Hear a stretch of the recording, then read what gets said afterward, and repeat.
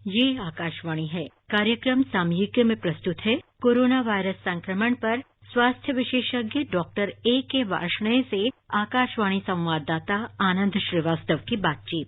Doctor Varshney, जैसा कि पूरे देश में अनलॉक 3 की प्रक्रिया शुरू हो रही है, बहुत सारी चीजों में सरकार ने ढील दी है। मकसद है आर्थिक गतिविधियों को वापस पटरी पर लाना, कारोबार को और आगे बढ़ाना। ऐसे में जो लोग हैं सड़कों पर बाहर निकल रहे हैं, और भी बहुत सारी दुकानें खुल जाएंगी, बाजार खुल जाएंगे, क्या सावधानी बरतें? अनलॉक 3 इसका नाम दिया गया है। ये प्रक्रिया है कि हम और ज्यादा ओपन अप हो रहे हैं, और जो अभी तक रात में 10 से 5 बजे तक कर्फ्यू कहिए या रोक था मूवमेंट पर, वो रोक हट जाएगी। दूसरे 5 तारीख से योग सेंटर और जिम वगैरह खुलने जा रहे हैं। इसके लिए हालांकि अभी मिनिस्ट्री ऑफ हेल्थ से कुछ गाइडलाइन इश्यू होंगी कि ये सेंटर किस तरीके से काम करेंगे, क्योंकि देखिए जब जिम की बात होती है तो वो एक क्लोज स्पेस होता है। इसमें काफी लोग हो सकता है एक ही तरीके की मशीनों पे काम करें। उसमें अगर कोई भी एक इन्फेक्टेड होता है तो वो इन्फेक्शन दूसरे को फैलने की बहुत ज्यादा संभावना है। तो इसलिए उसमें एक ऑपरेटिंग प्रोसीजर्स दिए जाएंगे। कौन से लोग जिम में जा सकते हैं, उनका पहले स्वास्थ्य चेकअप, उनको टेम्परेचर ना हो, कोई और लक्षण ना हो, वो स्वस्थ हो, सामाजिक दूरी की बात है वो भी बना के रखें और मास्क पहन के रखें। सुरक्षा के साथ हम ये सब एक्टिविटी कर पाएंगे और कोविड बीमारी या कोरोना वायरस के संक्रमण से भी अपना बचाव कर सकते हैं। डॉक्टर वार्ष्णेय, भारत में मौसम जो है वो त्योहारों का भी है। सावन का महीना चल रहा है, आज बकरीद का त्योहार भी है, बहुत जगहों पर मनाया जा रहा है। साथ ही साथ 3 तारीख को रक्षाबंधन भी है, बाजार खुल रहे हैं, लोगों की भीड़ बढ़ने की आशंका है। सुरक्षित दूरी का पालन कैसे होगा? त्योहारों की हम बात करते हैं, सरकार ने अभी भी जो लार्ज गैदरिंग पार्टी वगैरह हैं या त्योहार मनाने के लिए बहुत सारे लोग, वो तो अभी नहीं परमिट। बाजार जैसे आप कह रहे हैं खुल रहे हैं, तो उसमें वही चीज है। दुकानदार को भी ये समझना होगा कि व्यावसायिक गतिविधि हमें करनी है तो जो भी सुरक्षा हो सकती है कि दुकान के भीतर मान लीजिए स्पेस कम है, 2-4 लोगों को उसमें एंट्री करें, उससे पहले चेकअप करें उनका कि किसी को बुखार या खांसी या कोई लक्षण तो नहीं है। हर व्यक्ति जो उसके भीतर जा रहा है वो मास्क पहने, जहां तक पॉसिबल है दूरी बना के रखे। एक ग्राहक दूसरे ग्राहक के 2-3 फीट से लेकर 6 फीट जितना भी दूरी पॉसिबल है वो बना के रखे। इस तरीके से व्यावसायिक गतिविधि भी हो पाएगी, मेरे ख्याल में सुरक्षा भी हो पाएगी। वो यही एक तरीका है। 2 चीजें बहुत जरूरी हैं। जैसा हम कहते हैं कि अपने हाथों को हमेशा सैनिटाइज रखें। अगर बाहर जाते हैं, आपको लगता है कि आपने कोई गंदी वस्तु छू ली है जिसमें इन्फेक्शन होने का डर रहता है, तो आप अपने पास एक सैनिटाइजर की बोतल रखें जिसमें 60-70% से ज्यादा का एल्कोहल होना चाहिए। उससे उस समय हाथ साफ कर लें। तो कभी भी गंदे हाथ अपने आंख पे, नाक और मुंह पे न लगाएं। डॉक्टर वार्ष्णेय, कुछ समय पहले भी WHO ने कहा था और एक बार फिर से कहा है कि जिन लोगों का वजन जरूरत से ज्यादा है, यानी जो लोग मोटे हैं, उन्हें ये वायरस ज्यादा परेशान कर रहा है।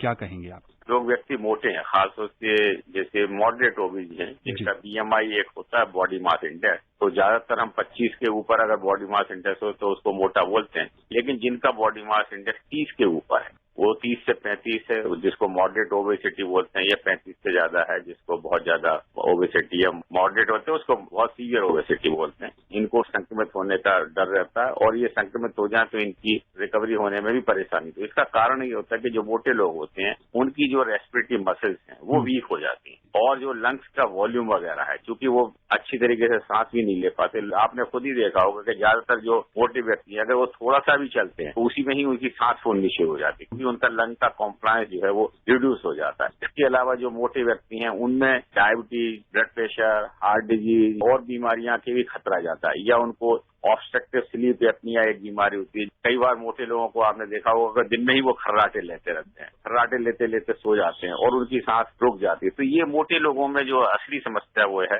क्योंकि वो एक्सरसाइज नहीं करते, शरीर की मसल्स भी वीक होती हैं, लेकिन रेस्पिरेटरी मसल्स वीक होने से उनको सांस लेने में वैसी नॉर्मली भी परेशानी होती है। कोविड का इन्फेक्शन क्योंकि लंग्स का इन्फेक्शन होता है, इसमें निमोनिया होता है, तो ऐसे लोगों को ये देखा गया कि जो सामान्य व्यक्ति हैं उनसे 3 गुने ज्यादा उनका बीमार होने की संभावना होती है, और अगर वो बीमार हो जाते हैं तो ICU में जाने की भी संभावना उनकी 2 से 3 गुना ज्यादा होती है। डॉक्टर वार्ष्णेय, WHO ने एक और जानकारी साझा की है और उसने कहा है कि ये चूंकि वायरस का अभी तक इलाज नहीं है, उसने युवाओं से अपील की है कि वो ये न समझें कि इसका खतरा उन्हें नहीं है। बहुत सारे युवाओं में भी ये बीमारी हो रही है और उनको भी बचाना मुश्किल हो रहा है। आप इतने दिनों में भारत में कोरोना वायरस और उस पर युवाओं के प्रभाव को कैसे देखते हैं? कोई भी व्यक्ति अछूता तो नहीं हो सकता। ये युवाओं को बीमारी नहीं होगी, या बच्चों को बीमारी नहीं होगी, या बुजुर्गों को बीमारी नहीं होती। लेकिन ऑल ओवर चूंकि इम्यून डाटा है, हमने ये देखा है कि जो युवा वर्ग है वो थोड़ा बहुत फिजिकली एक्टिव होते हैं और उनका इम्यूनिटी सिस्टम बेटर होता है, तो उनको इन्फेक्शन तो बहुत होता है। इन्फेक्शन का दर तो उतना ही है, लेकिन ज्यादातर वो उनमें माइल्ड इन्फेक्शन होता है और वो 80 से 90% रिकवर कर जाते हैं। लेकिन जब बुजुर्ग लोग हैं, जो 60 से ज्यादा ऊपर के लोग हैं, जिनको ब्लड प्रेशर, शुगर, हार्ट बीमारी, HIV की बीमारी, कैंसर की बीमारी या किडनी और लिवर की बीमारी, ऐसे लोगों में जब इन्फेक्शन होता है तो उनकी इन्फेक्शन में जो है मृत्यु दर बहुत ज्यादा है। इन्फेक्शन की दर तो ज्यादा है इसलिए है कि यंग लोग बाहर निकल रहे हैं और जो बुजुर्ग लोग हैं वो या जो बीमार लोग हैं वो अपने को काफी सावधानी से अपने घर के भीतर रखे हुए हैं।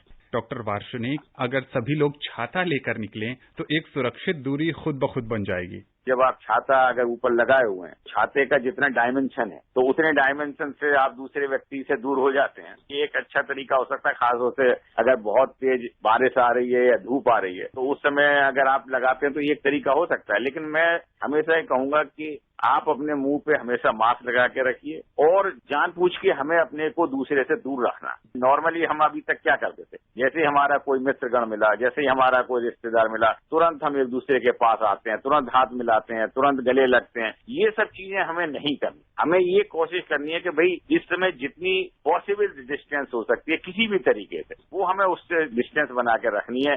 कई बार हम लोगों ने ये देखा है कि हम अदरवाइज मुंह पे मास्क लगा के चलते हैं, दूसरा भी लगाता है, लेकिन जैसे हमारा कोई परिचित व्यक्ति मिलता है हमें लगता है कि शायद मास्क लगा के हम अपनी बात दूसरे को कम्युनिकेट नहीं कर पाएंगे या जब बोलेंगे तो हम मास्क को नीचे कर लेते हैं। कई बार हम नाक के नीचे कर लेते हैं, कई बार मुंह के नीचे कर लेते हैं। बहुत से बार आप लोगों ने देखा होगा टेलीविजन में काफी लोग जब बात कर रहे होते हैं तो मास्क को सिर्फ अपनी ठोड़ी पे लगा लेते हैं। ये बहुत ही गलत है। आप हमेशा मास्क लगा के रखिए, नाक और मुंह हमेशा ढका होना चाहिए। आप उससे लगा के अच्छी तरीके से बात कर सकते हैं और हर एक व्यक्ति को कहिए, अगर कोई आपके सामने मास्क हटा भी रहा है उसको कहिए नहीं भैया आप मास्क पहनिए और तब हम बात करेंगे। डॉक्टर वार्ष्णेय, सबसे पहला कि सार्वजनिक परिवहन का इस्तेमाल करने में क्या सावधानी बरतें? सार्वजनिक परिवहन में हालांकि गवर्नमेंट ने इंस्ट्रक्शन दिए हैं, जैसे आप बसों की बात कर रहे हैं, गवर्नमेंट ने जो है कंडक्टर और ड्राइवर को इंस्ट्रक्शन दिए हैं कि उनमें लिमिटेड व्यक्ति ही जाएं, सवारियों के बीच में भी जो है कम से कम एक एक सीट खाली करके बैठाया जाए। कुछ भी हो तो मास्क अपने चेहरे से ना हटाएं